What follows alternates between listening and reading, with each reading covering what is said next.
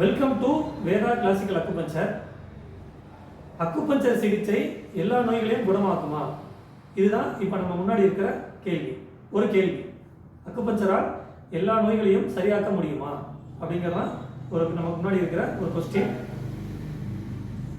இந்த கேள்வி மூலமா பார்க்கறத விட, அதாவது இந்த நோயை அக்குபஞ்சர் மூலமா குணமாக்கலாமா, இந்த நோயை குணமாக்கலாமா அப்படின்னு பெயர் சொல்லி சொல்லி குணமாக்கலாமா அப்படின்னு கேட்கறத விட, அந்த அக்குபஞ்சர் அணுகுமுறைங்கிறது எப்படி அமைஞ்சிருக்குன்னா, அக்குபஞ்சர்ங்கிறது ஒரு மனிதரை முழுமையா பார்க்குது. இப்போ உங்க பேர் குமார் அப்படின்னா, குமார் என்பவர் ஒரு முழுமையா பார்க்குது. உங்க பேர் ஒரு சங்கீதா அப்படின்னு வச்சுக்கிட்டீங்கன்னா, உங்களை சங்கீதாங்கிற ஒரு நபரை முழுமையா பார்க்குது. அந்த மாதிரி ஒரு மனிதரை முழுமையா பார்க்கக்கூடிய ஒரு மருத்துவ முறை தான் அக்குபஞ்சர் மருத்துவ முறை.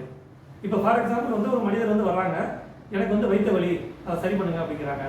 அல்லது இன்னொருத்தர், எனக்கு தாங்க முடியாத முழங்கால் வலி, அதை சரி பண்ண முடியுமா அப்படின்னு கேட்குறாங்க. இப்போ அக்குபஞ்சர் அணுகுமுறைப்படி அல்லது அந்த சித்தாந்தங்களின்படி உங்களுக்கு சிகிச்சை அளிக்கும் போது வயிற்று வலி சரியாகிறது மட்டும் இல்லாமல், அல்லது முழங்கால் வலி சரியாகிறது மட்டும் இல்லாமல், உங்கள் உடம்புல இருக்கிற மற்ற தொந்தரவுகளுமே படிப்படியாக அதோடு சேர்ந்து சரியாகிட்டே வரும்.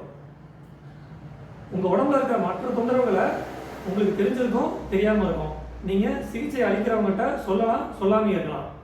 அப்படி இருந்தால் கூட அவர் சொன்ன தொந்தரவு மட்டும் இல்லாமல் எல்லா தொந்தரவுகளையுமே காலப்போக்கில் படிப்படியாக குணமாக்கக்கூடிய, அதாவது அந்த மனிதரோட உடம்புல இருக்கிற நோய்களை முழுமையாக குணப்படுத்தக்கூடிய ஆற்றல் வாய்ந்தது தான் அக்குபஞ்சர் மருத்துவ முறை. அதனால தான் அக்குபஞ்சரை ஒரு முழுமையான மருத்துவ முறை அப்படின்னு சொல்கிறாங்க. ஆங்கிலத்தில் அதை என்ன சொல்லுவாங்கன்னா ஹோலிஸ்டிக் மெடிசின் அப்படின்னு சொல்லுவாங்க. இந்த பாயிண்ட்ல தான் உலகத்தில் இருக்கிற மற்ற அணுகுமுறைகளை விட அக்குபஞ்சர் அந்த இடத்துல தனிச்சு நிற்குது. தேங்க்யூ.